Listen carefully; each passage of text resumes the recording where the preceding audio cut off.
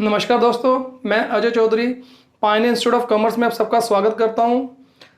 दोस्तों, आज हम फाइनेंशियल स्टेटमेंट की शुरुआत करने जा रहे हैं। काफ़ी इंपॉर्टेंट टॉपिक है। एग्जामिनेशन पॉइंट ऑफ व्यू से देखें या अकाउंटिंग पॉइंट ऑफ व्यू से देखें तो ये टॉपिक जो है हमारे लिए काफ़ी इंपॉर्टेंट है। एग्जामिनेशन पॉइंट ऑफ व्यू से अगर आप बात करते हैं, खासकर जो लोग जेके एसएसबी के अंडर पंचायत अकाउंट असिस्टेंट की प्रिपरेशन कर रहे हैं, उनके लिए टॉपिक जो है काफ़ी इंपॉर्टेंट रहने वाला है, क्योंकि इस टॉपिक से रिलेटेड कई सारे एमसीक्यूज उनसे एग्जाम में पूछे जा सकते हैं। और अगर हम अकाउंटिंग पॉइंट ऑफ व्यू से देखें तब भी ये टॉपिक काफ़ी इंपॉर्टेंट है, क्योंकि फाइनेंशियल स्टेटमेंट का इस्तेमाल करके हम अपने बिजनेस की परफॉर्मेंस को जज कर सकते हैं, अपने बिजनेस परफॉर्मेंस को एनालिसिस कर सकते हैं। तो यानी कि हम ये कह सकते हैं कि जो फाइनेंशियल स्टेटमेंट है ये हमारे पूरे अकाउंटिंग प्रोसेस की बैकबोन है। बिना फाइनेंशियल स्टेटमेंट के अकाउंटिंग प्रोसेस हमारा किसी काम का नहीं है। जो भी हम अकाउंटिंग रिकॉर्ड मेंटेन करते हैं उसका कोई मतलब नहीं रह जाता। फाइनेंशियल स्टेटमेंट के जरिए ही एक लेंडर ये डिसाइड कर सकता है कि उसको किसी बिजनेस ऑर्गेनाइजेशन को लोन देना चाहिए कि नहीं देना चाहिए। फाइनेंशियल स्टेटमेंट के बेसिस पे ही क्रेडिटर ये डिसीजन ले सकता है कि उसको अपने कस्टमर को क्रेडिट देना चाहिए कि नहीं देना चाहिए। फाइनेंशियल स्टेटमेंट के बेसिस पे ही एम्प्लॉय इस चीज़ को डिसाइड कर सकता है कि उसको इस बिजनेस ऑर्गेनाइजेशन के लिए काम करना चाहिए कि नहीं करना चाहिए। इसी तरीके से ओनर भी ये डिसाइड कर सकता है कि उसको ये बिजनेस जो है वो कंटिन्यू रखना चाहिए या इसको बंद करके कोई नया बिजनेस जो है शुरू करना चाहिए। तो यानी कि हर एंगल से फाइनेंशियल स्टेटमेंट जो है ये हमारे लिए काफ़ी इंपॉर्टेंट है। खासकर जो हमारे बिजनेस के साथ इंटरेस्टेड पार्टीज अटैच होती हैं, यानी कि जिनका इंटरेस्ट यहाँ पे किसी बिजनेस ऑर्गेनाइजेशन के अंदर इन्वॉल्व होता है, उनको उस बिजनेस के बारे में पूरी इंफॉर्मेशन देने के लिए हम फाइनेंशियल स्टेटमेंट का इस्तेमाल कर सकते हैं। जैसा कि मैंने आपको अभी एग्जांपल दी है लेंडर की, एम्प्लॉय की, ओनर की। तो इस तरीके से यहाँ पे जो है हर कोई किसी भी बिजनेस ऑर्गेनाइजेशन की फाइनेंशियल स्टेटमेंट का इस्तेमाल करके उस बिजनेस ऑर्गेनाइजेशन के बारे में यहाँ पे पूरी इंफॉर्मेशन जो है हासिल कर सकता है। तो इसलिए दोस्तों, आज का टॉपिक काफ़ी इंपॉर्टेंट रहने वाला है। पूरा सिंप्लीफाई तरीके से मैं आपको बताऊंगा कि फाइनेंशियल स्टेटमेंट जो है वो किस तरीके से प्रिपेयर की जाती हैं, किस तरीके से यहाँ पे इस प्रोसेस को फॉलो करके हम यहाँ पे जो है अपनी फाइनेंशियल स्टेटमेंट प्रिपेयर करते हैं। और शायद ही इस तरीके से आपने पहले कभी पढ़ा होगा, इस बात की मैं आपको गारंटी देता हूँ। इसलिए इस वीडियो को पूरे ध्यान से और लास्ट तक जरूर देखिए, आपको कई सारी बातें इसमें सीखने को मिलेंगी। तो चलिए दोस्तों, स्टार्ट करते हैं आज का टॉपिक, फाइनेंशियल स्टेटमेंट। तो इसमें दो टाइप की हमारी स्टेटमेंट बनती है। Number 1 trading profit and loss account, and second is balance sheet. तो जब भी हम फाइनेंशियल स्टेटमेंट्स प्रिपेयर करते हैं तो मेनली ये दो टाइप की हमारी स्टेटमेंट बनती है। इसमें जो पहली स्टेटमेंट है ट्रेडिंग प्रॉफिट लॉस अकाउंट। अब इसमें हम ट्रेडिंग अकाउंट को अलग भी कर सकते हैं, प्रॉफिट लॉस अकाउंट को अलग कर सकते हैं, ठीक है, या इनको कंबाइन करके भी बना सकते हैं। तो इन प्रैक्टिस हम इनको कंबाइन करके ही बनाते हैं, बाकी कोई फर्क नहीं पड़ता, चाहे इकट्ठी बनाओ चाहे अलग अलग करके बनाओ, ठीक है। तो अब सबसे पहले आपको ये पता होना चाहिए कि फाइनेंशियल स्टेटमेंट जो है ये होती क्या है और इनको क्यों प्रिपेयर किया जाता है। अब देखो, इसके लिए हम थोड़ा पीछे चलते हैं। जब अकाउंटिंग प्रोसेस की हमने शुरुआत की थी तो मैंने आपको बताया था कि इसमें सबसे पहले बिजनेस ट्रांजैक्शन को हम आइडेंटिफाई करते हैं, फिर उसकी मेजरमेंट करके बुक में रिकॉर्डिंग करते हैं। तो बुक में रिकॉर्डिंग करने के लिए दो टाइप की बुक्स इसमें प्रिपेयर की जाती हैं, जर्नल और दूसरी सब्सिडरी बुक्स।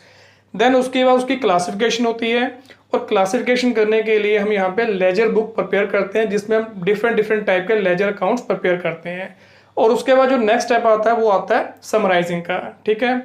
जब हम समराइजिंग का स्टेप लेते हैं तो इसमें हम यहाँ पे समरी प्रिपेयर करते हैं। और समरी क्या होती है, उसको हम कैसे यूज कर सकते हैं, ये ऑलरेडी आपको मैं प्रीवियस लेक्चर्स में बता चुका हूँ, ठीक है। फिर भी थोड़ा सा आपको मैं रिफ्रेश कर दूँ तो समरी का मतलब हो गया कि एक शॉर्ट स्टेटमेंट जिसमें किसी के बारे में यहाँ पे जो है अगर कोई इंफॉर्मेशन दी गई है तो उसमें यहाँ पे उसके मेन पॉइंट गिवन होते हैं, पूरी डिटेल उसमें गिवन नहीं होती, ठीक है। तो वो जो शॉर्ट स्टेटमेंट होती है उसी को हम बोलते हैं समरी। तो जब अकाउंटिंग प्रोसेस को हम फॉलो करते हैं तो क्लासिफिकेशन के बाद जब नेक्स्ट स्टेप हमारा समराइजिंग का आता है तो इसमें हम अपने पूरे अकाउंटिंग रिकॉर्ड की समरी प्रिपेयर करते हैं। तो फाइनेंशियल स्टेटमेंट जो है ये हमारी यहाँ पे अकाउंटिंग रिकॉर्ड की समरी होती है, जिसको हम अपनी परफॉर्मेंस, बिजनेस की परफॉर्मेंस को देखने के लिए, बिजनेस की परफॉर्मेंस का एनालिसिस करने के लिए यहाँ पे जो है प्रिपेयर करते हैं। ठीक है, तो हम ये कह सकते हैं कि फाइनेंशियल स्टेटमेंट जो है ये हमारे अकाउंटिंग रिकॉर्ड की समरी होती है, जिसको यूज करके हम यहाँ पे जो है बिजनेस के अंदर कई टाइप के यहाँ पे जो है पॉलिसीज फ्रेम कर सकते हैं, प्लानिंग कर सकते हैं, कई टाइप के डिसीजन ले सकते हैं, अपनी बिजनेस की परफॉर्मेंस को जज कर सकते हैं और उसका यहाँ पे जो है एनालिसिस कर सकते हैं। और जो इंटरेस्टेड पार्टीज हैं उनको बिजनेस के बारे में जो भी इंफॉर्मेशन चाहिए होती है फाइनेंशियल स्टेटमेंट के रूप में, वो इंफॉर्मेशन हम उनको सप्लाई करते हैं। ठीक है, जब हम फाइनेंशियल स्टेटमेंट प्रिपेयर करते हैं तो इसमें दो टाइप की स्टेटमेंट हमारी बनती है। एक हो गया ट्रेडिंग प्रॉफिट लॉस अकाउंट, दूसरी होगी बैलेंस शीट। अब ये ट्रेडिंग प्रॉफिट लॉस अकाउंट या बैलेंस शीट जो है ये क्यों प्रिपेयर किया जाता है? अब देखो, जैसे मैंने अभी आपको बताया कि फाइनेंशियल स्टेटमेंट बेसिकली बिजनेस की परफॉर्मेंस को जज करने के लिए प्रिपेयर की जाती हैं। अब क्वेश्चन ये उठता है यहाँ पे कि बिजनेस की परफॉर्मेंस को हम कैसे जज कर सकते हैं। सोचो ज़रा कि अगर हमें किसी बिजनेस की परफॉर्मेंस को चेक करना है कि इसने कैसे परफॉर्म किया, बिजनेस एफिशिएंसी के साथ हुआ कि नहीं हुआ, हम कैसे जज कर सकते हैं? एक आपको मैं हिंट देता हूँ। जैसे मान लो किसी स्टूडेंट की यहाँ पे जो है हमें परफॉर्मेंस को चेक करना है कि उसने पूरा साल जो स्टडी की है वो कैसे की है। ठीक है, उसकी कैपेबिलिटी को जज करना है, तो हमारे पास क्या क्राइटेरिया रहता है उसको जज करने का? वो है उसके एग्जामिनेशन के मार्क्स। यानी कि हम यहाँ पे उसके एग्जाम के अंदर जो परफॉर्मेंस है उसको देख के ही उसके यहाँ पे जो है पूरे साल की परफॉर्मेंस को जज करते हैं। हम यहाँ पे उसके मार्क्स को देख के ये डिसाइड करते हैं कि ये स्टूडेंट जो है ये एवरेज है, ये इंटेलिजेंट है, या ये स्टडीज में पुअर है। ठीक है ना, बेशक यहाँ पे जो है मार्क्स जो है ये सही क्राइटेरिया नहीं है किसी की परफॉर्मेंस को जज करने का, बट फिर भी हम यहाँ पे इस पैरामीटर को यूज करते हैं। सेम उसी तरीके से जब भी हमें किसी बिजनेस ऑर्गेनाइजेशन की परफॉर्मेंस को जज करना है तो हमारे पास जो क्राइटेरिया रहता है वो रहता है उसकी प्रॉफिटेबिलिटी। यानी कि किसी भी बिजनेस ऑर्गेनाइजेशन की प्रॉफिटेबिलिटी को देख के ही हम यहाँ पे उसकी परफॉर्मेंस को जज कर सकते हैं। उसके यहाँ पे जो फंड्स की पोजीशन है उसको देख के यहाँ पे जो है उसकी परफॉर्मेंस का हम एनालिसिस कर सकते हैं या उसकी परफॉर्मेंस को जज कर सकते हैं। क्लियर है? तो बिजनेस की यहाँ पे प्रॉफिटेबिलिटी देखने के लिए कि इसने बिजनेस के अंदर कितना प्रॉफिट कमाया, इसको कितना लॉस हुआ, ये फाइंड आउट करने के लिए जो स्टेटमेंट हम प्रिपेयर करते हैं उसको बोलते हैं ट्रेडिंग प्रॉफिट लॉस अकाउंट। और उसके फंड्स की पोजीशन देखने के लिए, उसके अंदर जो रिसोर्सेज का इस्तेमाल हुआ है उनकी पोजीशन देखने के लिए कि वो रिसोर्सेज, वो फंड्स कहाँ से आए हैं और कहाँ कहाँ उसका इस्तेमाल हुआ, सही ढंग से इस्तेमाल हुआ कि नहीं हुआ, ये फाइंड आउट करने के लिए जो स्टेटमेंट हम बनाते हैं उसको बोलते हैं बैलेंस शीट।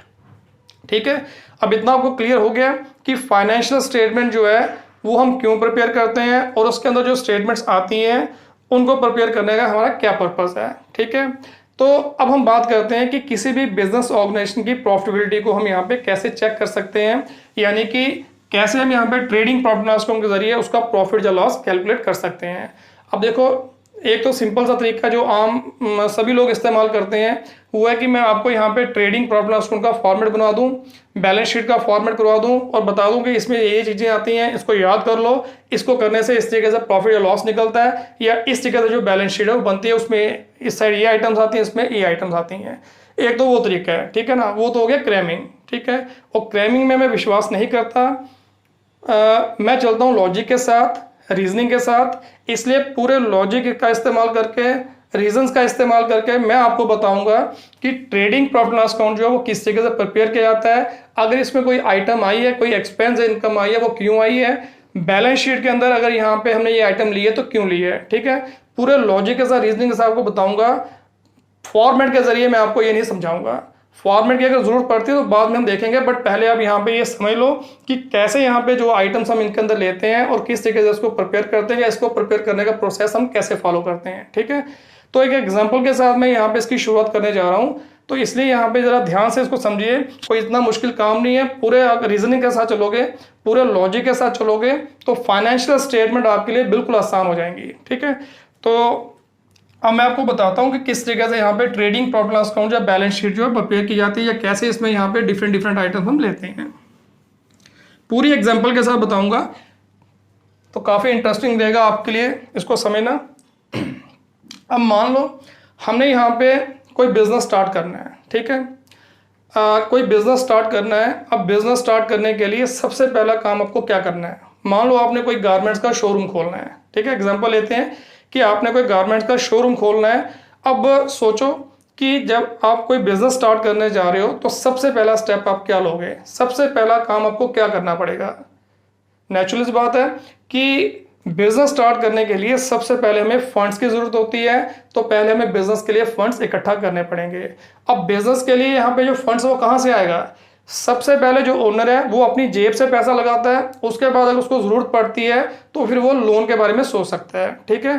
तो मानिए कि हमने यहाँ पे जो है कोई गारमेंट्स का बिजनेस स्टार्ट करना है, कोई शोरूम खोलना है, तो उसके लिए यहाँ पे जो है सबसे पहले हमें अपनी जेब से पैसा लगाना पड़ेगा। और जो पैसा हम अपनी जेब से लगाते हैं उसको हम क्या बोलते हैं, कैपिटल। मान लो हमने यहाँ पे जो है बिजनेस स्टार्ट करने के लिए 5 लाख की कैपिटल इन्वेस्ट की, ठीक है। पहला स्टेप हमारा आ गया बिजनेस स्टार्ट करने का कि हमने यहाँ पे जो है 5 लाख जो है बिजनेस के अंदर इन्वेस्ट किया अपनी तरफ से। अब हमने 5 लाख यहाँ पे बिजनेस के अंदर इन्वेस्ट किया, शोरूम हम खोलना चाहते हैं। अब अगला स्टेप क्या होगा, इन 5 लाख का आप क्या करोगे। तो नेचुरल सी बात है कि पहले हम यहाँ पे जो है शोरूम खोलने के लिए बिल्डिंग परचेज करेंगे, उसके अंदर फर्नीचर लगाएंगे, ठीक है ना। उसके अंदर यहाँ पे जितनी भी हमारी यहाँ पे जो बेसिक रिक्वायरमेंट्स हैं उनको फुलफिल करेंगे। अब मान लो यहाँ पे जो 5 लाख की हमने कैपिटल लगाई, इससे हमने यहाँ पे जो है एक बिल्डिंग ले ली, ठीक है। बिल्डिंग ले लो, शॉप ले लो, कुछ भी ले लो, लो जी। 5 लाख में से यहाँ पे हमारी 2 लाख की बिल्डिंग आ गई, ठीक है।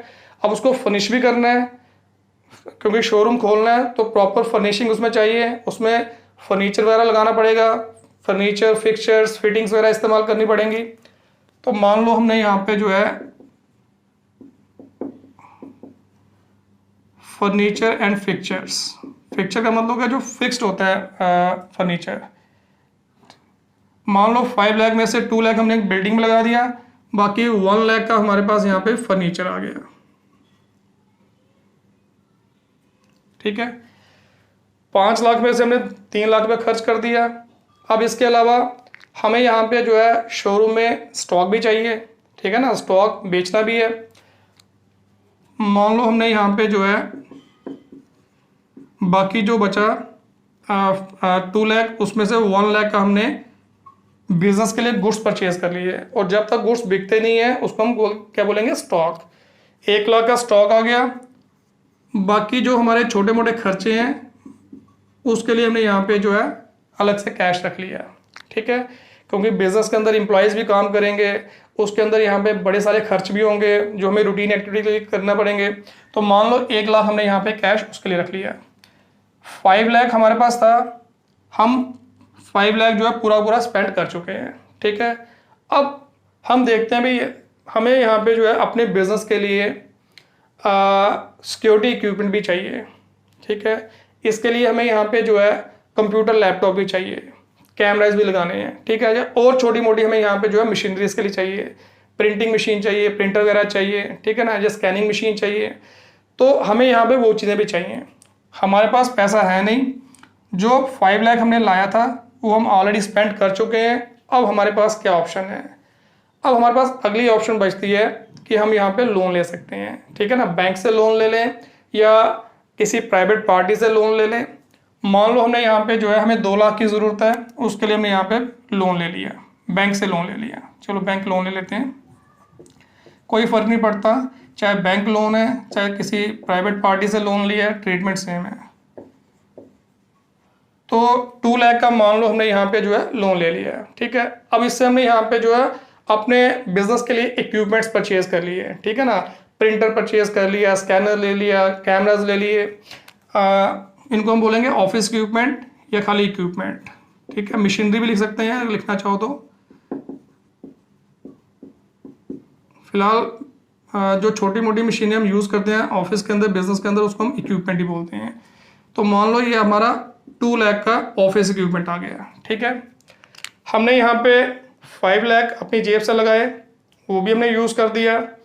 2 लाख का लोन लिया, वो भी इस्तेमाल हो गया। अब हम कहते हैं भाई स्टॉक जो है ये कम है, 1 लाख का स्टॉक जो है इससे काम नहीं चलेगा, इससे हमारे यहाँ पे कस्टमर की सारी रिक्वायरमेंट पूरी नहीं होती, हमें स्टॉक ज़्यादा चाहिए। कम से कम हमारे पास जो है वो 3 लाख का स्टॉक होना चाहिए। ठीक है, हमारे पास है 1 लाख का स्टॉक। अब हमारे पास क्या ऑप्शन है, हमने जो अपनी जेब से पैसा लगाया वो भी हम इस्तेमाल कर चुके हैं, जो बैंक से लोन लिया वो भी इस्तेमाल कर चुके हैं। अब हमारे पास क्या ऑप्शन है, अब हमारे पास ऑप्शन बचती है कि हम सप्लायर से क्रेडिट ले सकते हैं। अगर हम अपने सप्लायर को यहाँ पे कन्विंस कर लेते हैं, उसको इम्प्रेस कर लेते हैं और उसको अगर क्रेडिट देने के लिए तैयार कर लेते हैं तो हमारी यहाँ पे जो बिजनेस है काम चल जाएगा, हमारी यहाँ पे जो रूटीन की एक्टिविटी है वो शुरू हो जाएंगी। मान लो हमने यहाँ पे सप्लायर से उधार ले लिया, 2 लाख का हमें स्टॉक और चाहिए, हमने 2 लाख जो है उससे गुड्स जो है क्रेडिट पे ले लिए, तो जिससे हम यहाँ पे गुड्स क्रेडिट पे लेते हैं उसको क्या बोलते हैं, क्रेडिटर्स। 2 लाख के यहाँ पे क्रेडिटर्स आए और वहां पे क्या बढ़ गया, स्टॉक हमारा कितना हो गया, 3 लाख का। ठीक है, तो अब देखो हमारे पास पैसा कहाँ कहाँ से आया, ये साइड बता रही है कि 5 लाख ओनर ने लगाया, 2 लाख बैंक से लोन लिया, 2 लाख हमने यहाँ पे क्रेडिटर से लिया और उसको कहाँ कहाँ इस्तेमाल किया, कहाँ कहाँ इन्वेस्ट किया, 2 लाख बिल्डिंग में, 1 लाख फर्नीचर और फिक्चर में, ऑफिस इक्विपमेंट में 2 लाख, स्टॉक में 3 लाख और कैश रखा हमने अपने डेली जो रूटीन के खर्चे होंगे उनके लिए। ठीक है, अगर हम इनको टोटल करें तो ये 9 लाख, ये भी 9 लाख। ठीक है, बराबर आ गया। ये हमारी फंड साइड है, रिसोर्सेज साइड है, रिसोर्सेज कहाँ से जनरेट हुए ये साइड बता रही है, उनको अप्लाई कहाँ किया ये साइड बता रही है, यानी कि उसको हम क्या बोलेंगे, एप्लीकेशन ऑफ फंड्स। ठीक है, क्लियर है। ठीक है, अच्छा जी, इसके अलावा ये जो हमारे रिसोर्सेज जनरेट हुए हैं, ये हमारे रिसोर्सेज जनरेट हुए हैं, ये बिजनेस को वापस भी करने हैं। जहाँ जहाँ से हमने फंड्स इकट्ठा किए वहाँ हमने वापस भी करना है। क्रेडिटर्स का 2 लाख देना है, 2 लाख हमें यहाँ पे जो है बैंक लोन देना है और अगर बिजनेस बंद होता है तो 5 लाख हमें यहाँ पे जो है ओनर की कैपिटल जो है रिटर्न करनी पड़ेगी। इसका मतलब एक तरह से ये बिजनेस के लिए क्या हुआ, कर्जा। तो इसको हम क्या बोलेंगे, लायबिलिटीज। ठीक है, और हमने यहाँ पे ये फंड जो है यहाँ पे इन्वेस्ट किए और इनको यूज करके हम अपनी बिजनेस की जो है फ्यूचर की ट्रेडिंग एक्टिविटीज करेंगे। बिजनेस की जितनी एक्टिविटीज है वो इनको यूज करके करेंगे। इसका मतलब हमने यहाँ पे ये चीजें जो है परचेज की हैं अपने बिजनेस में यूज करने के लिए। तो एक तरह से हमारी ये इन्वेस्टमेंट है, फंड्स की इन्वेस्टमेंट है, और जो फंड्स की इन्वेस्टमेंट होती है उसको हम क्या बोलते हैं, एसेट्स। यानी कि हमारे बिजनेस की क्या है, प्रॉपर्टी। इनको यूज करके ही हम यहाँ पे जो है बिजनेस करेंगे। ठीक है, क्लियर है। तो ये हमारी लायबिलिटीज है, ये हमारी क्या होगी, एसेट्स। अब इस स्टेटमेंट को क्या कहते हैं ये आपको मैं बाद में बताऊंगा, अभी मैं इसके बारे में कोई ज़्यादा डिस्कस नहीं करूंगा। अभी मैं आपको बता रहा हूँ कैसे यहाँ पे जो है सीक्वेंस ऑफ इवेंट्स होते हैं जिसके जरिए यहाँ पे कौन सी ट्रांजैक्शन कब जनरेट होती है। ठीक है, अब ये आ गया, फंड्स भी आ गए, हमने यहाँ पे एसेट भी एक्वायर कर ली। अब हमारा यहाँ पे अगला स्टेप क्या है, अब हमारी यहाँ पे रूटीन की एक्टिविटी शुरू होंगी। ठीक है, अगर हमारी ट्रेडिंग कंसर्न है, ट्रेडिंग कंसर्न का मतलब जो खाली सेल परचेज का काम करती है, प्रोडक्ट मार्केट से लाया बेचा, उसको हम ट्रेडिंग कंसर्न बोलते हैं।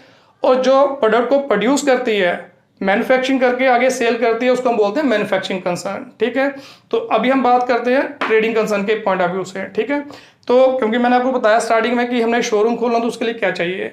तो अब हमारा यहाँ पे अगला स्टेप क्या है, अब हमारी यहाँ पे जो ट्रेडिंग एक्टिविटीज है वो शुरू होंगी, यानी कि सेल परचेज शुरू होगी। इस तरीके से हम यहाँ पे जो है माल जो हमारे पास आया है इसको बेचेंगे, पैसा आएगा और माल लाएंगे, बीच में उधार भी देंगे कस्टमर से, कस्टमर को उधार भी देंगे, फिर उससे हम यहाँ पे टाइम टू टाइम पेमेंट भी रिसीव करेंगे।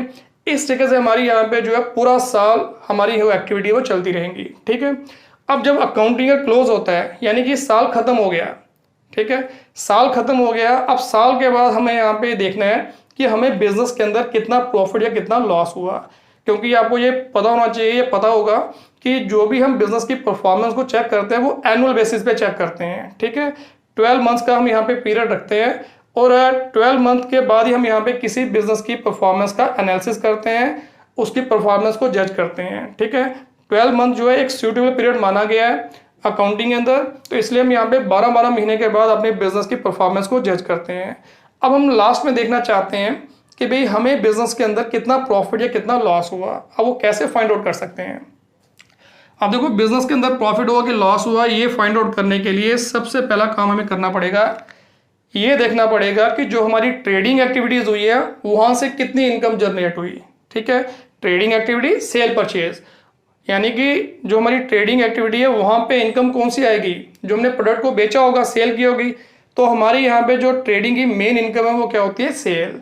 तो अपना प्रॉफिट या लॉस फाइंड आउट करने के लिए सबसे पहले हम देखेंगे कि हमें पूरा साल जो ट्रेडिंग एक्टिविटीज़ की है उस दौरान हमारी टोटल सेल कितनी हुई। ठीक है, पहले हम यहाँ पे लेंगे सेल्स। अब मान लो हमने यहाँ पे जो सेल की है वो 2 लाख की। ठीक है, हमने सेल की है 2 लाख की। ठीक है, अब हम अपना प्रॉफिट या लॉस फाइंड आउट करना चाहते हैं कि हमें इसमें कितना प्रॉफिट या कितना लॉस हुआ। उसके लिए क्या करेंगे भाई, हमने यहाँ पे 2 लाख की यहाँ पे जो है गुड्स की सेल की है, बट ये गुड्स जो है ये हमने भी तो खरीद के लाए हैं, कहीं ना कहीं से हमने भी खरीदे हैं, हमने तो खर्चा किया है। तो हम देखेंगे कि जो हमने गुड्स 2 लाख के बेचे हैं ये हमें कितने के पड़े हैं। हमने मार्केट से परचेज करके उसको अपनी दुकान तक पहुंचाया है, तो उसका यहाँ पे टोटल खर्चा कितना आया है, उसको हम बोलते हैं कॉस्ट ऑफ गुड्स सोल्ड।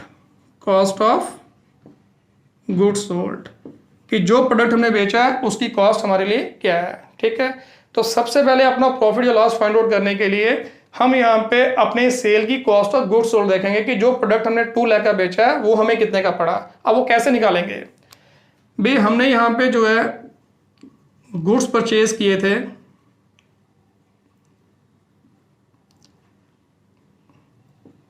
मान लो 3 लाख के। ठीक है, यहीं से ले लेते हैं फिगर। हमने यहाँ पे जो गुड्स परचेज किए थे वो 3 लाख के परचेज किए थे। हमने यहाँ पे जो है ट्रक में माल लोड करवाया था, उस समय यहाँ पे जो मजदूर है, लेबर है, उन्होंने हमसे 50,000 की वेजेस ली। वेजेस आ गई 50,000। जो ट्रक वाला है उसने हमारे शॉप तक माल पहुंचाया, उसके लिए यहाँ पे उसने ट्रांसपोर्टेशन चार्जेस ले लिए, जिसको हम बोलते हैं कैरेज।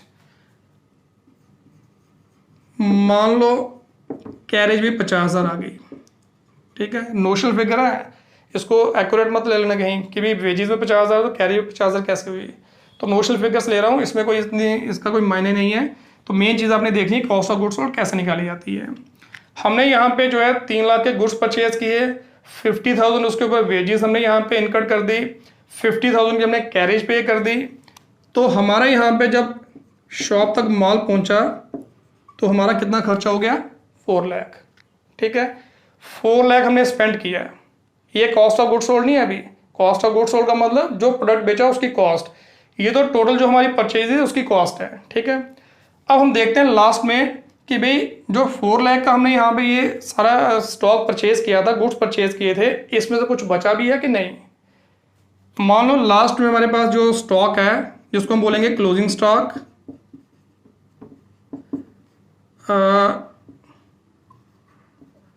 वो 2,50,000 का बच गया।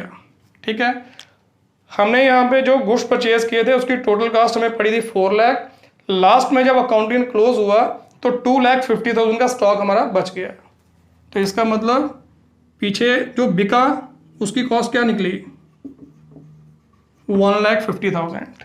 ठीक है, 4 लाख में से 2,50,000 माइनस किया तो इसका मतलब जो स्टॉक बिका उसकी हमारी कॉस्ट क्या निकली, 1,50,000। क्लियर है। ठीक है, यानी कि जो 1,50,000 का हमारा स्टॉक था वो हमने 2 लाख का बेचा है। तो कितना प्रॉफिट नजर आ रहा है, 2 लाख में से 1,50,000 माइनस करेंगे तो हमारा प्रॉफिट यहाँ पे कितना नजर आ रहा है, 50,000। ठीक है, अब क्वेश्चन ये उठता है कि क्या ये हमारा रियल प्रॉफिट है, क्या हमारा ये नेट प्रॉफिट है, यानी कि हमें यहाँ पे जो है अपने सारे खर्चे खुर्चे निकाल के 50,000 फायदा हुआ। नहीं, ये हमारा रियल प्रॉफिट नहीं है। क्यों नहीं है, क्योंकि अभी तक हमने यहाँ पे अपने सारे एक्सपेंसेस जो हैं वो इसमें से यहाँ पे माइनस नहीं किए हैं। ठीक है, क्योंकि हमें बिजनेस का ओवरऑल प्रॉफिट देखना है कि बिजनेस के अंदर जितनी भी एक्टिविटीज हुई हैं उसका यहाँ पे नेट बेनिफिट हमें कितना हुआ।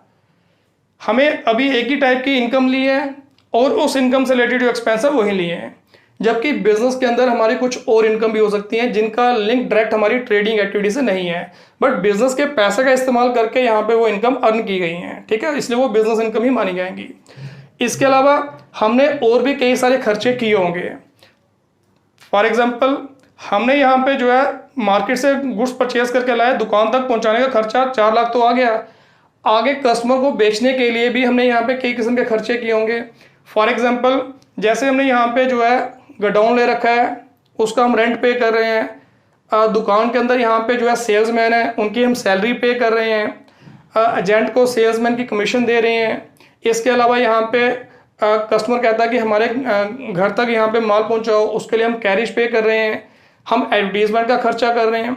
इसका मतलब ये सारे एक्सपेंसेस भी हम यहाँ पे अपनी रूटीन एक्टिविटी के लिए इनकट करते हैं, और जब तक वो सारे एक्सपेंसेस हम इसमें से माइनस नहीं कर लेते, हम कैसे कह सकते हैं कि हमारे यहाँ पे ये नेट प्रॉफिट है। या अगर हमारी कोई दूसरी इनकम है जो हमारी बिजनेस के फंड्स इस्तेमाल करके हमने अर्न की है, तो ऐसी इनकम जब तक इसमें ऐड नहीं कर लेते तब तक हम ये नहीं कह सकते कि हमारा यहाँ पे ये रियल प्रॉफिट है।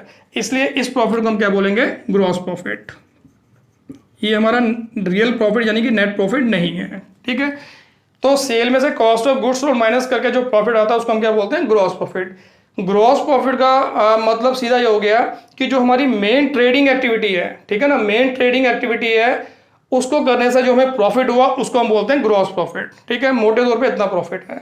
इसके अलावा अगर हम बिजनेस की बाकी इनकम भी इसमें ऐड कर लें, या बाकी जो एक्सपेंसेस हैं जो डायरेक्टली हमारी ट्रेडिंग से रिलेटेड नहीं है हमारे बिजनेस से रिलेटेड है, बट उसका ट्रेडिंग से कोई डायरेक्ट लिंक नहीं है, जब वो भी हम इसमें से माइनस कर लेते हैं, फिर हम यहाँ पे कह सकते हैं कि हमारे यहाँ पे जो बिजनेस का ओवरऑल ऑपरेशन था ये उससे रिलेटेड हमारा यहाँ पे इतना प्रॉफिट हुआ, ठीक है। तो कहने का मतलब है कि अब नेट प्रॉफिट निकालने के लिए अब हमें क्या करना पड़ेगा? अब हमें देखना है कि हमारी बिजनेस के अंदर और इनकम कौन कौन सी हो सकती हैं या कौन कौन सी इनकम हुई है, वो सारी इसमें ऐड करेंगे, ठीक है। ऐड अदर इनकम्स, इनको हम इनडायरेक्ट इनकम्स भी कह सकते हैं, तो ये बताऊंगा बाद में कौन सी होती हैं। अब कौन कौन सी हो सकती हैं ये? मान लो हम यहाँ पे जो है बिजनेस के अंदर जो हमारी यहाँ पे बिल्डिंग है, उसमें से कुछ स्पेस हमने यहाँ पे रेंट पे दे रखी है, किसी कंपनी को दे रखी है कि वो अपने प्रोडक्ट की वहाँ पे डिस्प्ले लगाए, और डिस्प्ले का हमें यहाँ पे जो है वो मंथली रेंट दे रहे हैं। या हमने अपनी शॉप के आगे किसी दूसरे का काउंटर लगा रखा है, उससे हम यहाँ पे रेंट ले रहे हैं। तो इसका मतलब बिजनेस की ही प्रॉपर्टी वो इस्तेमाल करके वो इनकम जनरेट हो रही है, इसलिए वो बिजनेस की इनकम। मान लो हमने यहाँ पे जो है रेंट भी रिसीव किया है, ठीक है, 1000 हमारा रेंट आ गया। हम यहाँ पे जो है कमीशन बेसिस पे भी काम करते हैं, ठीक है। कोई कंपनी हमें कहती है भी अगर आप हमारा माल बेचोगे, ये प्रोडक्ट को प्रमोट करोगे, तो हम आपको जो है इसमें से इतने % आपको कमीशन देंगे, ठीक है। मान लो हमने यहाँ पे जो है कमीशन भी रिसीव कर ली, वो भी हमारी इनकम है। कमीशन रिसीव्ड, कमीशन और भी किसी टाइप की हो सकती है, तो दोनों को प्लस कर लिया, ये आ गया 2000। 50,000 में से 2000 ने और ऐड किया, तो ऐड करके कितना आ गया? 52,000। ऐसे और भी हमारी कई टाइप की इनकम हो सकती है, तो जो भी हमारी बिजनेस की बाकी इनकम होगी वो इसमें ऐड करेंगे, ठीक है। इसके बाद बाकी हमारे यहाँ पे जो और एक्सपेंसेस हैं जो हमने यहाँ पे अपनी बिजनेस एक्टिविटी के लिए इनकट किए होंगे, वो भी हम इसमें से माइनस करेंगे, ठीक है। अब वो कौन कौन से एक्सपेंस हो सकते हैं? चलो इसके बाद मैं यहाँ से आ रहा हूँ। मान लो ये हमारा आ गया 52,000। अब इसमें से लेस करेंगे, लेस अदर एक्सपेंसेस, या इनको हम इनडायरेक्ट एक्सपेंसेस भी कहते हैं। अब ये एक्सपेंसेस कौन कौन से हो सकते हैं? जैसे अभी आपको बताया, मान लो हमने यहाँ पे जो है कोई गोडाउन ले रखा है अपने गुड्स को स्टोर करने के लिए, या अगर मान लो दुकान ही किराए पे है, उसका हम रेंट पे कर रहे हैं, तो रेंट आ गया, रेंट पेड 1000, ठीक है। इसके अलावा स्टाफ को सैलरी दे रहे हैं, सैलरी आ गई 1000। इसके अलावा हम प्रोडक्ट की एडवर्टीजमेंट भी कर रहे हैं, एडवर्टीजमेंट का खर्चा भी आ गया। अगर हम अपने कस्टमर को घर तक होम डिलीवरी दे रहे हैं, उसके लिए कैरेज आ गई। इस तरीके से ऑफिस के इलेक्ट्रिसिटी, टेलीफोन बिल, ठीक है ना। ढेर सारे हमारे खर्चे हो सकते हैं जिनको हमें अपनी रूटीन एक्टिविटी के लिए इनकट करना पड़ता है। फिलहाल यहाँ पे मैं स्पेस की शॉर्टेज की वजह से 2 ही ले रहा हूँ। मान लो यहाँ पे ये 2 हमारे एक्सपेंस हैं, तो ये आ गया 2000, बाहर लिख दिया। अब अगर हम 52,000 में से 2000 माइनस करते हैं तो पीछे कितना बचता है, 50,000।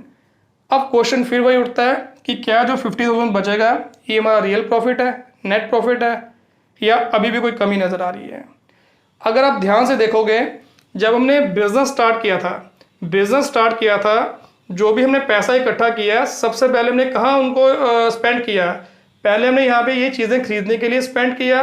उसके बाद कुछ पैसा हमने अपनी रूटीन एक्टिविटी के लिए यहाँ पे जो है इनकट किया, स्पेंड किया, ठीक है ना, जैसे purchases, wages, carriage, rent paid, salary, और इस दौरान हमें यहाँ पे कुछ जो है इनकम भी जनरेट हुई, कुछ पैसा हमें मिला भी है। तो इसका मतलब हमारे यहाँ पे जो एक्सपेंस इनकट हुए हैं वो 2 टाइप के यहाँ पे नज़र आ रहे हैं। एक हमने स्टार्टिंग में किए हैं, एक हमने अपने यहाँ पे जो है अपनी जो रूटीन एक्टिविटी है उस दौरान इनकट किए हैं। जो रूटीन एक्टिविटी के दौरान हमारे एक्सपेंसेस साथ साथ इनकट हुए हैं, जिनका बेनिफिट में साथ साथ मिल गया, वो तो हमने अपनी इनकम में से लेस कर दी है, ठीक है, और जो बाकी इनकम हमारी जनरेट हुई वो भी हमने ऐड कर दी। अब क्वेश्चन ये उठता है कि ये जो हमने एक्सपेंस इनकट किए हैं, ये जो हमने एक्सपेंडिचर स्टार्टिंग में इनकट किया है, ये भी तो खर्चा है। तो जब तक ये भी हम अपनी इनकम में से माइनस नहीं करेंगे तब तक यहाँ पे हमारा सही प्रॉफिट आ ही नहीं सकता। हमारा जो सही प्रॉफिट या लॉस है वो आ ही नहीं सकता है। दैट मीन्स इनको भी हमें अपनी यहाँ पे जो है इनकम में से ये चार्ज करना पड़ेगा, ठीक है। अब इनको हम यहाँ पे 2 हिस्सों में बांट सकते हैं। अब देखो, कुछ एक्सपेंस ऐसे हैं इसमें जिसका बेनिफिट हमें लॉन्ग टर्म तक मिलेगा, ठीक है, 1 साल से ज़्यादा समय तक जिसका बेनिफिट मिलेगा, या जब तक उनकी लाइफ है तब तक उसका इस्तेमाल करके हम बिजनेस करते रहेंगे। कुछ इसमें एक्सपेंडिचर ऐसे भी हैं जिनका बेनिफिट हमें शॉर्ट टर्म में मिल जाता है, यानी कि शॉर्ट टर्म में हम उसका पूरा बेनिफिट लेते हैं, शॉर्ट टर्म में हम उसको पूरा कैश में कन्वर्ट कर लेते हैं। इनको हम 2 पार्ट्स में डिवाइड कर लेते हैं। अब कौन कौन से ऐसे एक्सपेंडिचर है ऊपर जिनका बेनिफिट लॉन्ग टर्म तक मिलता है या जिनका बेनिफिट विद इन 1 ईयर मिल जाता है। अगर ऑफिस इक्विपमेंट तक देखें, बिल्डिंग, फर्नीचर, ऑफिस इक्विपमेंट, ये ऐसे एक्सपेंडिचर हैं जिनका बेनिफिट हमें लॉन्ग टर्म तक मिलेगा, यानी कि लंबे समय तक मिलेगा, जब तक इनकी लाइफ है तब तक इनका बेनिफिट मिलेगा। बाकी जो स्टॉक है, स्टॉक जो है ये विद इन 1 ईयर हम यहाँ पे जो कैश में कन्वर्ट कर लेते हैं। नॉर्मली यहाँ पे जो बिजनेसमैन है वो स्टॉक 1 साल के अंदर जितना बिक जाए उसी हिसाब से यहाँ पे जो है उसको परचेज करता है, ठीक है। तो यानी कि स्टॉक हम साल के अंदर ही कैश में कन्वर्ट कर सकते हैं। इसके अलावा कैश तो ऑलरेडी कैश में ही है, ठीक है ना। और ये जो स्टॉक है, ये 3 लाख का स्टॉक है, ये ऑलरेडी हम इसमें ले चुके हैं, ठीक है। और कैश हमने जहाँ जहाँ स्पेंड किए हैं वो भी हम ले चुके हैं, ठीक है। इनको हम बोलते हैं करंट एसेट्स। अब current assets, non current assets, ये बाद में आपको मैं डिटेल में बताऊंगा। फिलहाल इतना समझ लो कि इन 2 आइटम्स को हम यहाँ पे फिलहाल कंसिडर नहीं करेंगे, क्योंकि ऑलरेडी हम यहाँ पे इनको ले चुके हैं। स्टॉक हमारा परचेजेस के रूप में आ चुका है, जो कैश है वो हमने यहाँ पे जो है जहाँ जहाँ स्पेंड किया है वो हम यहाँ पे लिख चुके हैं, ठीक है। तो बाकी ये फिगर्स ऊपर नीचे हो सकती हैं, तो क्योंकि फिगर्स में मत जाना, सिर्फ यहाँ पे इसके कंसेप्ट को समझना है, ठीक है, क्योंकि फिगर्स जो है ये हो सकता है मैच ना करें, कोई प्रॉब्लम नहीं है, सिर्फ कंसेप्ट को समझना है। तो अब बच गए हमारे ऊपर की 3 items, building, furniture, office equipment, ठीक है। अब ये एक्सपेंडिचर जो है इनका बेनिफिट लॉन्ग टर्म तक मिलेगा, और ये एक्सपेंडिचर अभी तक हमने अपनी इनकम में से चार्ज नहीं किए हैं, तो इनको भी चार्ज करना पड़ेगा, तब जाके हमारा सही प्रॉफिट या लॉस निकलेगा। बट हम कभी भी यहाँ पे ऐसे एक्सपेंडिचर जिनका बेनिफिट लॉन्ग टर्म तक मिलता है उसको एक ही बार की इनकम में से हम कभी भी चार्ज नहीं करते। ऐसे एक्सपेंडिचर को हम बोलते हैं कैपिटल एक्सपेंडिचर। ये आपको मैं स्टार्टिंग के लेक्चर्स में बता चुका हूँ, ठीक है। वहाँ पे एक्सपेंडिचर को हम डिटेल में डिस्कस कर चुके हैं कि एक्सपेंडिचर कितने टाइप के होते हैं, इनकम कितनी टाइप की होती हैं। फिर से आपको बताऊंगा, मैं इसी लेक्चर में बताऊंगा कि कैपिटल एक्सपेंडिचर या रेवेन्यू एक्सपेंडिचर क्या होता है। फिलहाल इतना समझ लो कि जिन एक्सपेंसेस का बेनिफिट हमें लॉन्ग टर्म तक मिलता है उनको हम बोलते हैं कैपिटल एक्सपेंडिचर, ठीक है। तो ये जो हमारी यहाँ पे जो एसेट्स हमने एक्वायर किए हैं ये हमारा कैपिटल एक्सपेंडिचर होता है। तो ये एक्सपेंसेस जो हैं जब तक आप इनकम में से हम चार्ज नहीं करते हैं हमें सही प्रॉफिट लॉस का पता नहीं लगेगा। बट हम कभी भी ये सारे एक्सपेंसेस एक ही साल की इनकम में से यहाँ पे पूरे चार्ज नहीं करते हैं। इनके यहाँ पे 2 कारण हैं। नंबर 1 तो इनका अमाउंट इतना ज़्यादा होता है कि 1 साल की इनकम में से ये पूरे चार्ज नहीं हो सकते। अगर हम पहले साल ही अपनी यहाँ पे फिक्स एसेट्स के ऊपर किया हुआ खर्चा अपनी इनकम में से चार्ज करते हैं तो पहले साल ही हमारे यहाँ पे जो है लॉस हो जाएगा, यानी कि हमारी बुक्स में लॉस आ जाएगा, तो बिजनेस स्टार्ट होने से पहले ही खत्म हो जाएगा। दूसरा, इन एक्सपेंडिचर का बेनिफिट, ये जो हमने फिक्स एसेट एक्वायर किए हैं जिनको हम कैपिटल एक्सपेंडिचर कहते हैं, इनका एक्सपेंसेस एक साल में ना मिलके अगले कई सालों तक मिलेगा। यानी कि इनको यूज करके हमने अगले कई सालों तक इनकम को अर्न करना है। तो ये अप्रोप्रिएट नहीं है कि जिस एक्सपेंस का बेनिफिट हमें लॉन्ग टर्म तक मिले उसको एक ही साल की इनकम में से चार्ज करें। तो अप्रोप्रिएट क्या है कि जितने सालों तक हम इनकम अर्न करेंगे ये एक्सपेंस उन सभी सालों में थोड़े थोड़े करके चार्ज किए जाएं। यानी कि एक साल में जितना हम यहाँ पे इन एसेट्स का, इन एक्सपेंसेस का बेनिफिट ले पाते हैं उतना ही अमाउंट अगर हम उस साल की इनकम में से चार्ज करते हैं, फिर जाके हमारा यहाँ पे जो प्रॉफिट है वो निकलता है, फिर जाके हमारा सही प्रॉफिट या लॉस जो है वो निकलता है। ठीक है, अब इसलिए यहाँ पे इनको थोड़ा थोड़ा करके चार्ज करते हैं। अब क्वेश्चन जो होता है कि इनको एक साल में कितना चार्ज करें, ये कैसे पता लगे, इसके लिए हम एस्टिमेट लगाते हैं। ठीक है, कैसे एस्टिमेट लगाएंगे, हम देखेंगे यहाँ पे कि ये टोटल जो एक्सपेंस है या टोटल हमारी जो फिक्स्ड एसेट्स हैं वो कितने की हैं, 5 लाख की, 5 लाख की। अब पता लगाएंगे कि इनकी लाइफ कितनी है। मान लो मैं कहता हूँ यहाँ पे इनकी जो लाइफ है वो 20 साल है। ठीक है, हर एसेट की अपनी अपनी लाइफ हो सकती है, हमने यहाँ पे अज्यूम कर लिया सभी की जो लाइफ है वो 20 साल है। अगर 20 के साथ हम इसको डिवाइड करते हैं तो एक साल में हमें कितना बेनिफिट मिला, 25,000 का। ठीक है, अगर यहाँ पे इसकी लाइफ 20 साल है तो हम कह सकते हैं कि एक साल में हमें यहाँ पे कितना बेनिफिट मिल रहा है, 25,000। तो हम यहाँ पे 25,000 ही अपनी यहाँ पे इनकम में से चार्ज करेंगे, फिर जाके हमारा सही प्रॉफिट या लॉस निकलेगा। और फिक्स एसेट के लिए जो अमाउंट हम चार्ज करते हैं अपनी इनकम में से उसको हम क्या बोलते हैं, डेप्रिसिएशन। ठीक है, तो 25,000 जो है इन एसेट्स की क्या मानी जाएगी, डेप्रिसिएशन। डेप्रिसिएशन का मतलब क्या है कि एसेट को यूज करने से जो उसकी वैल्यू में कमी आई। ठीक है, जब हम एसेट को यूज करेंगे तो उसकी वैल्यू में हम मान के चलेंगे एक साल में कितनी कमी आएगी, 25,000, और वो हमने डिसाइड किया उसकी लाइफ देख के। ठीक है, वैसे डेप्रिसिएशन कैलकुलेट करने के अलग अलग मेथड्स हैं, ये अलग से एक फुल फ्लैश टॉपिक है जो हम बाद में डिस्कस करेंगे। तो ये भी उन मेथड में से एक इंपॉर्टेंट मेथड है, इसको हम बोलते हैं स्ट्रेट लाइन मेथड, जिसमें हम यहाँ पे एसेट की कॉस्ट और उसकी लाइफ देख के यहाँ पे जो है ये चीज कैलकुलेट करते हैं कि एक साल के अंदर जो है इस एसेट का कितना बेनिफिट हमें मिला होगा या इसकी कितनी वैल्यू जो है कम हुई होगी। तो उसी को हम अपना यहाँ पे एक्सपेंस मान के अपनी उस साल की इनकम में से चार्ज करते हैं, फिर जाके हमारा सही प्रॉफिट या लॉस आता है। तो इसलिए अब हम इसमें लिख देंगे depreciation, depreciation of fixed assets. ठीक है, तो ये आ गया हमारा 25,000। ये भी माइनस में, इसको ब्रैकेट में कर लेते हैं, माइनस में करो या ब्रैकेट में कर लो एक ही बात है। ठीक है, क्लियर है। तो अब हम इसमें से माइनस करेंगे, अब हमारे पास जो बचा वो कितना बचा, 25,000। अब हम इसको क्या बोलेंगे, अपना रियल प्रॉफिट यानी कि नेट प्रॉफिट। इस तरीके से हम अपना यहाँ पे जो है नेट प्रॉफिट निकालते हैं। ठीक है, अब हम ये कह सकते हैं कि हमारे यहाँ पे जो बिजनेस है उसके अंदर जो भी हमने एक्टिविटीज़ की हैं उसका जो नेट हमें बेनिफिट हुआ वो कितना हुआ, 25,000। ठीक है, तो ये एक आपको मैंने ओवरव्यू दिया कि किस तरीके से यहाँ पे जो है हम अपना प्रॉफिट या लॉस कैलकुलेट करते हैं। इसके अलावा खाली इतनी आइटम्स नहीं है, हमारे एक्सपेंसेस ढेर सारे हो सकते हैं, इनकम भी कई सारी हो सकती हैं। ठीक है, जो हम आने वाले टाइम में भी पढ़ेंगे। तो फिलहाल जो भी एक्सपेंस इनकम है इसी तरीके से ट्रीट करके आप अपना प्रॉफिट निकालते हैं। तो अब इसमें ध्यान देने वाली बात है कि हमने यहाँ पे जो प्रॉफिट है वो 2 स्टेजेस में निकाला। एक हमारा निकला ग्रॉस प्रॉफिट और दूसरा निकला हमारा नेट प्रॉफिट। ठीक है, क्लियर है। तो अब ये जो ग्रॉस प्रॉफिट निकाला या नेट प्रॉफिट निकाला, ये तो मैंने आपको रफली बताया कि इस तरीके से हम कैलकुलेट करते हैं।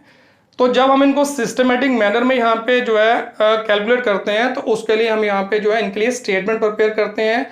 तो अपना ग्रॉस प्रॉफिट या नेट प्रॉफिट निकालने के लिए जिस स्टेटमेंट का हम इस्तेमाल करते हैं उसको बोलते हैं इनकम स्टेटमेंट या trading profit and loss account. ठीक है, तो सेम यही चीज़ हम यहाँ पे trading profit and loss account में करते हैं, सिर्फ उसको यहाँ पे जो है प्रिपेयर करने का तरीका थोड़ा सा अलग है। ठीक है, यानी कहने का मतलब है कि जो हमारी इनकम स्टेटमेंट है उसको हम यहाँ पे 2 तरह से कर सकते हैं। वर्टिकल फॉर्म में भी हम उसको प्रिपेयर कर सकते हैं, हॉरिजॉन्टल फॉर्म में भी उसको प्रिपेयर कर सकते हैं। अगर वर्टिकल फॉर्म में प्रिपेयर करें तो हमारी जो इनकम स्टेटमेंट है वो इस तरीके से प्रिपेयर होती है कि पहले हम सेल लेते हैं, उसमें से cost of goods sold minus करके ग्रॉस प्रॉफिट निकालते हैं, फिर बाकी जो अदर इनकम है वो ऐड करते हैं, उसके बाद जो इंटरेस्ट एक्सपेंस है वो माइनस करके नेट प्रॉफिट निकालते हैं। और अगर हम उसको हॉरिजॉन्टल फॉर्म में कन्वर्ट करते हैं या हॉरिजॉन्टल फॉर्म में हम अपना प्रॉफिट या लॉस निकालना चाहते हैं, उसके लिए फिर ट्रेडिंग प्रॉफिट लॉस अकाउंट बनता है जो कि टी फॉर्म में बनता है। जैसे अकाउंट बनते हैं बिल्कुल वैसे ही वो बनता है, और एक तरफ यहाँ पे उसमें हम एक्सपेंसेस लिख देते हैं, एक तरफ हम डाल देते हैं उसकी इनकम। ठीक है, यानी कि इसमें जो जो इनकम है वो एक तरफ और जो एक्सपेंसेस है वो एक तरफ, उसको बैलेंस करते हैं और बैलेंस करके जो डिफरेंस है या तो प्रॉफिट होगा या लॉस होगा। ठीक है, अब वो ट्रेडिंग प्रॉफिट कैसे बनता है तो ये आने वाले हम यहाँ पे अगले लेक्चर में पढ़ेंगे, फिर आपको बताऊंगा। और वही उसका फॉर्मेट भी होता है, जिस फॉर्मेट की मैं पहले बात कर रहा था वही है। ठीक है, तो अब समझ आया कि ट्रेडिंग प्रॉफिट लॉस अकाउंट जो है वो क्यों बनता है और कैसे वो प्रिपेयर किया जाता है। कि अपने यहाँ पे जो है बिजनेस के अंदर जो भी हमने एक्टिविटीज की है उसका नेट रिजल्ट निकालने के लिए कि उसमें हमें कितना फायदा या कितना नुकसान हुआ, उसके लिए हम यहाँ पे जो स्टेटमेंट प्रिपेयर करते हैं उसको बोलते हैं ट्रेडिंग प्रॉफिट लॉस अकाउंट या इनकम स्टेटमेंट। अगर वर्टिकल फॉर्म में बनाए तो इस तरीके से प्रिपेयर की जाती है, इसको हम सिंपली इनकम स्टेटमेंट कहते हैं। और अगर हम उसको हॉरिजॉन्टल फॉर्म में बनाते हैं तो उस स्टेटमेंट को हम बोलते हैं ट्रेडिंग प्रॉफिट लॉस अकाउंट, जो कि टी फॉर्म में बनता है, जिसकी दो साइडें होती है, डेबिट और क्रेडिट। जैसे अकाउंट बनता है बिल्कुल वैसे ही बनता है। तो एक तरफ हम एक्सपेंस डाल देते हैं, एक तरफ हम अपनी इनकम डाल देते हैं, उसको बैलेंस करके अपना जो नेट रिजल्ट है वो निकाल लेते हैं। ठीक है, क्लियर है। अब ये जो हमें इंफॉर्मेशन मिली, ये कहाँ से मिली? ये मिली हमें अपने ट्रायल बैलेंस से। ठीक है, कहने का मतलब है कि जब हमने यहाँ पे ये एक्सपेंस इनकट किए, ये अमाउंट स्पेंड किया, ये हमने रिसोर्सेज इकट्ठा किए, इन सब को हमने यहाँ पे जो है सबसे पहले अपनी प्राइमरी बुक्स में रिकॉर्ड किया होगा, जो कि दो टाइप की होती है, जर्नल या सब्सिडरी बुक्स। या तो जर्नल बुक में रिकॉर्ड किया होगा या सब्सिडरी बुक्स में रिकॉर्ड किया होगा, या दोनों टाइप की बुक हमने बनाई होगी। उसके बाद फिर हमने जितने भी ट्रांजैक्शन वहाँ रिकॉर्ड किए हैं वहाँ पे वो मिक्स होगी, उनको फिर अलग अलग करने के लिए फिर लेजर हमने बुक प्रिपेयर की होगी, जिसमें डिफरेंट अकाउंट्स बनाए होंगे।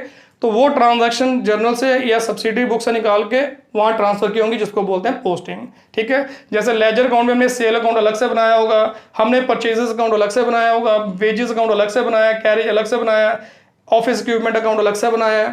तो ये सारे अकाउंट वहाँ पे बने होंगे। फिर वहाँ पे जो अकाउंट बने हैं फिर उनके जो बैलेंसेज हैं, उनके जो लास्ट में अकाउंटिंग जब क्लोज हुआ फिर हमने लेजर अकाउंट क्लोज किए, और जो उनके बैलेंसेज निकले उन बैलेंसेज की हेल्प से फिर हमने ट्रायल बैलेंस प्रिपेयर किया। और ट्रायल बैलेंस जो है उसमें यहाँ पे जितने भी हमारे एक्सपेंस, इनकम, एसेट्स, लाइबिलिटी सबके बैलेंस वहाँ पे आए, उन्हीं बैलेंसेज की हेल्प से फिर हम यहाँ पे जो है ये फाइनेंशियल स्टेटमेंट जो है वो प्रिपेयर करते हैं। ठीक है, तो अब जो हमारा ट्रायल बैलेंस है उसमें यहाँ पे जो है सभी अकाउंट्स के बैलेंस होते हैं, उसमें हमारे एक्सपेंसेस के, इनकम के, लॉसेस के, गेन्स के सारे बैलेंस होंगे, एसेट्स और लाइबिलिटी के भी होंगे। ठीक है, जो हमारे एक्सपेंसेस, लॉसेस, इनकम, गेन के बैलेंस होते हैं वो हम यहाँ पे सारे ट्रेडिंग प्रॉफिट लॉस को में ट्रांसफर कर देते हैं, क्योंकि जब हमें किसी भी ईयर का प्रॉफिट या लॉस निकालना है तो हमें उसी ईयर के एक्सपेंसेस और उसी ईयर की इनकम चाहिए होती है, क्योंकि किसी एक पर्टिकुलर ईयर का अगर रिजल्ट निकालना है तो उसी ईयर से रिलेटेड आइटम्स हमें लेनी होती हैं।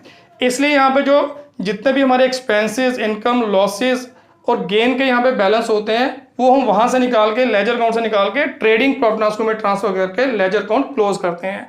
इसलिए मैंने आपको कहा था कि हम यहाँ पे जो नॉमिनल अकाउंट है यानी कि एक्सपेंसेस और इनकम के अकाउंट है, इनके बैलेंस नहीं निकालते हैं। इनका जो भी बैलेंस होता है उसको सीधा ट्रेडिंग प्रॉफिट लॉस में ट्रांसफर किया जाता है, ताकि आसानी से हम यहाँ पे जो है अपना प्रॉफिट या लॉस निकाल सकें। ठीक है, क्लियर है।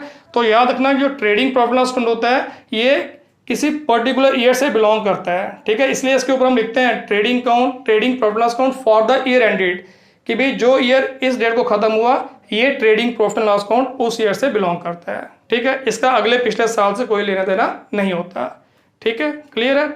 इसके अलावा कुछ ऐसी भी आइटम्स होती हैं जो पहले हमने यहाँ पे जो है बुक में रिकॉर्ड नहीं की होती हैं। ठीक है ना, जैसे आउटस्टैंडिंग एक्सपेंसेस हो गए, प्रीपेड एक्सपेंस है, ये हमें लास्ट डेट को पता लगता है, तो उनकी भी इसमें एडजस्टमेंट हमें करनी पड़ती हैं। अब वो एडजस्टमेंट कैसे की जाती है ये भी आने वाले लेक्चर में आपको पता लगेगा, बट एडजस्टमेंट करने से पहले उनकी भी हमें यहाँ पे जो है जर्नल बुक में एंट्री रिकॉर्ड करनी पड़ती हैं। तो ऐसी एंट्री को बोलते हैं, हम क्या बोलते हैं, एडजस्टमेंट एंट्रीज। ठीक है, और जो ये ट्रेडिंग प्रॉफिट लॉस अकाउंट में जो आइटम हम ट्रांसफर करते हैं, एक्सपेंसेस या इनकम जो अकाउंट है उनके बैलेंस ट्रांसफर करते हैं, उनकी भी एंट्री डालनी पड़ती है जर्नल में, उसके बाद लेजर में आता है। तो इन एंट्रीज को बोलते हैं क्लोजिंग एंट्रीज।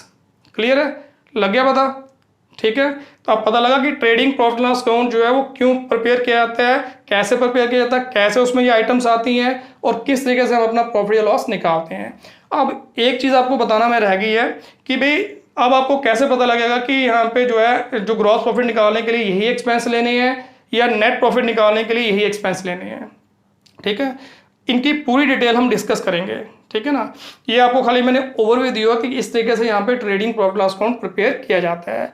तो अब कौन से एक्सपेंस ऊपर आएंगे, कौन से एक्सपेंस नीचे आएंगे, एक तो मैं आपको ट्रेडिंग प्रॉफिट लॉस अकाउंट का एक फॉर्मेट बना के दूंगा, फिर उसमें आपको बताऊंगा कि कौन से एक्सपेंस ट्रेडिंग मोड में आने चाहिए, कौन से एक्सपेंस या इनकम हमारी प्रॉफिट लॉस अकाउंट में आने चाहिए। क्लियर है? ठीक है। तो अब बात कर लेते हैं दूसरी स्टेटमेंट की। जैसे मैंने आपको बताया था कि दूसरी स्टेटमेंट हमारी इसमें बनती है बैलेंस शीट। ठीक है। अब बैलेंस शीट कहाँ कैसे जनरेट होती है, कहाँ से आती है? अब देखो, अकाउंट ईयर क्लोज हो गया। अब हमने यहाँ पे जो है अपना नेट प्रॉफिट निकाल लिया। ठीक है। अब हमें अपने फाइनेंस की पोजीशन, फंड्स की पोजीशन भी पता करनी है कि भाई हमारे बिजनेस के अंदर फंड्स कहाँ से आए और उसका इस्तेमाल कहाँ कहाँ हुआ और क्या वो सही ढंग से इस्तेमाल हुआ कि नहीं हुआ। अब हमें इस चीज़ का पता लगाना है। अब इस चीज़ का हम पता कैसे लगा सकते हैं? देखो, ये मैं रब कर लेता हूँ यहाँ से।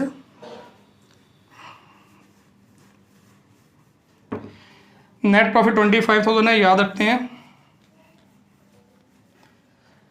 ये साइड पे लिख लेते हैं यहाँ पे, नेट प्रॉफिट 25,000। ठीक है। अब हमें पता लगाना है यहाँ पे कि हमारे यहाँ पे जो फंड्स हैं बिजनेस के अंदर वो कहाँ से आए, उसका कहाँ इस्तेमाल हुआ। ठीक है। एक तो हमने जब बिजनेस स्टार्ट किया था उस समय पता लगा हमारे फंड्स कहाँ से आए। देखो, ये स्टेटमेंट बता रही है कि 5 लाख कैपिटल के रूप में आए, 2 लाख हमारे यहाँ पे जो है लोन के रूप में आया, 2 लाख हमने क्रेडिटर से क्रेडिट लिया। उनको कहाँ इस्तेमाल किया? इन जगह इस्तेमाल किया। तो इसका मतलब ये स्टेटमेंट जो है ये हमें बता रही है कि फंड्स हमारे कहाँ जनरेट हुए, कहाँ से जनरेट हुए और हमने उनका इस्तेमाल कहाँ कहाँ किया और क्या वो सही ढंग से इस्तेमाल हुआ कि नहीं हुआ। वो इनकी क्वालिटी देख के हम यहाँ पे डिसाइड कर सकते हैं। ठीक है ना। इनकी क्वालिटी देख के हमें पता लगेगा कि वाकई में फंड्स जो है हमारे सही तरीके से इस्तेमाल हुए कि नहीं हुए। तो दैट मीन्स इस स्टेटमेंट के जरिए हमें अपनी फाइनेंशियल पोजीशन का पता लगता है। इस स्टेटमेंट के जरिए हम अपने फंड्स की पोजीशन को क्लियरली देख सकते हैं कि फंड्स कहाँ से जनरेट हुए और कहाँ उसका इस्तेमाल हुआ। तो जिस स्टेटमेंट के जरिए हम अपनी फाइनेंशियल पोजीशन को चेक करते हैं, अपने फंड्स की पोजीशन को देखते हैं, उसी को हम बोलते हैं बैलेंस शीट। तो दैट मीन्स ये जो हमने स्टार्टिंग में स्टेटमेंट बनाई थी उसको हम क्या बोलते हैं? Balance sheet. ठीक है। और बैलेंस शीट जो है जब अकाउंटिंग क्लोज होता है, जब हम अपने बिजनेस की यहाँ पे अपना नेट रिजल्ट निकालते हैं, उस समय यहाँ पे जो है बैलेंस शीट भी प्रिपेयर की जाती है अपनी फाइनेंशियल पोजीशन देखने के लिए। अब जैसे मैंने आपको बताया, ये ट्रेडिंग प्रॉफिट लॉस अकाउंट जैसे हम बनाते हैं या अपना प्रॉफिट निकालते हैं, उसके बाद फिर हम यहाँ पे बैलेंस शीट भी प्रिपेयर करेंगे। ये जो मैंने स्टेटमेंट आपको बताई है ये बिगिनिंग की है, बट हमें यहाँ पे क्लोजिंग डेट की फिर निकालनी पड़ेगी, क्योंकि बिगिनिंग में हमारी एसेट लायबिलिटी कुछ और हो सकती हैं जबकि क्लोजिंग डेट पे कुछ और हो सकती हैं। क्यों? क्योंकि जो भी हम यहाँ पे बिजनेस के अंदर अपनी एक्टिविटीज करते हैं, जो भी बिजनेस के अंदर ट्रांजैक्शन होती हैं, उनका इम्पैक्ट इनके ऊपर पड़ता है। लगातार इनमें चेंजेस आती रहती हैं। इसलिए यहाँ पे जो हम ये नहीं कह सकते कि हमारी जो एसेट्स और लायबिलिटीज है, यानी कि जो हमारे फंड्स हैं जो हमने यूज़ किए हैं वो स्टैटिक होंगे, वो कांस्टेंट नहीं हो सकते, वो फ्लेक्सिबल होते हैं, उनमें हमेशा चेंज आती रहती है, डिपेंड करता है हमारी बिजनेस की ट्रांजैक्शन पे। ठीक है।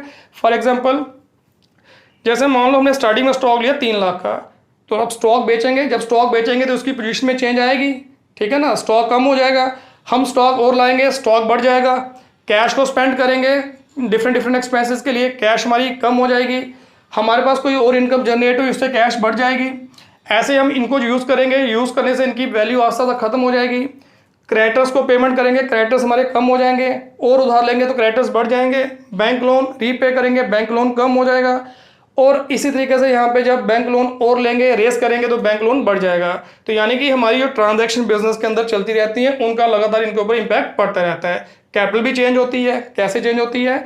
बिगिनिंग में यहाँ पे 5 लाख की ओनर ने यहाँ पे इन्वेस्टमेंट की, पूरा साल बिजनेस किया, अब लास्ट में उसको बेनिफिट कितना हुआ? 25,000। ये जो प्रॉफिट होगा ये किसका होगा? ओनर का। ठीक है।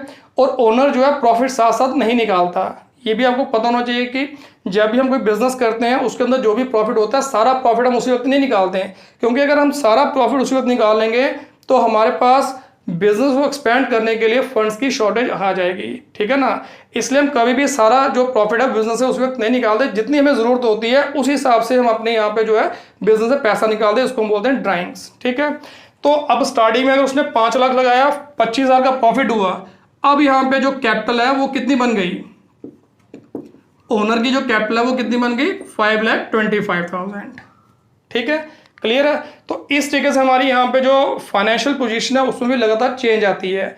हमारे बिजनेस के अंदर अगर एफिशिएंसी हमारी बढ़ती जाएगी, परफॉर्मेंस अच्छी होगी, हमारी फाइनेंशियल पोजीशन जो है वो स्ट्रांग होती जाएगी। अगर हमारी यहाँ पे बिजनेस के अंदर परफॉर्मेंस अच्छी नहीं है, एफिशिएंसी अच्छी नहीं है, हमारी जो रूटीन की एक्टिविटीज़ हैं वो स्मूथली नहीं चल रही हैं, उसमें हमारी गड़बड़ी हैं, उसका इम्पैक्ट सीधा हमारी फाइनेंशियल पोजीशन पे भी पड़ता है, हमारी जो फंड्स की पोजीशन है उसमें भी चेंज आएगी, उसमें लगातार गिरावट आएगी। ठीक है ना। तो ये यहाँ पे फ़ायदा होता है फाइनेंशियल स्टेटमेंट प्रिपेयर करने का। क्लियर है। तो अब मेरे हिसाब से आपको फाइनेंशियल स्टेटमेंट के बारे में थोड़ा ओवरव्यू मिल गया होगा कि किस तरीके से फाइनेंशियल स्टेटमेंट प्रिपेयर की जाती हैं और कैसे इसमें हम आइटम्स लेते हैं और कैसे कैसे यहाँ पे जो है इनमें चेंज आती है। ठीक है। अब अगले लेक्चर में मैं आपको इनके फॉर्मेट के साथ बताऊंगा कि कौन सी आइटम कहाँ आती है और क्यों आती है। वो तो खैर मैं आपको बता चुका हूँ क्यों आती है। तो अब इसमें और भी जो आइटम्स आती हैं उनके बारे में हम डिटेल में डिस्कस करेंगे और बताऊंगा कि ट्रेडिंग प्रॉफिट लॉस अकाउंट जो है या बैलेंस शीट जो है किस तरीके से हम यहाँ पे जो है प्रिपेयर करते हैं। ठीक है। तो दोस्तों आज का लेक्चर आपको कैसा लगा इसके बारे में कमेंट ज़रूर कीजिए। जैसा कि मैंने आपको स्टार्टिंग में इस चीज़ की गारंटी दी थी कि आज का वीडियो देखने के बाद आपको फाइनेंशियल स्टेटमेंट के बारे में काफ़ी कुछ पता लग जाएगा। तो इसके बारे में कमेंट ज़रूर कीजिए। अच्छा लगा बुरा लगा जैसा भी होगा मेरे को ज़रूर लिखिए ताकि यहाँ पे मेरे को भी पता लगे कि मैंने किस तरीके से आपको यहाँ पे जो इन चीज़ों को समझाने की कोशिश की है। तो चलिए दोस्तों मिलेंगे अपने अगले सेशन में इसी टॉपिक के साथ और वहाँ पे डिटेल में डिस्कस करेंगे कि trading profit loss account balance sheet जो है किस तरीके से प्रिपेयर की जाती हैं, कैसे उसमें यहाँ पे डिफरेंट एडजस्टमेंट की जाती हैं। तो कंप्लीट लेक्चर अपने अगले सेशन में मैं लेके आऊँगा। तो मिलेंगे अपने अगले सेशन में। Thank you very much.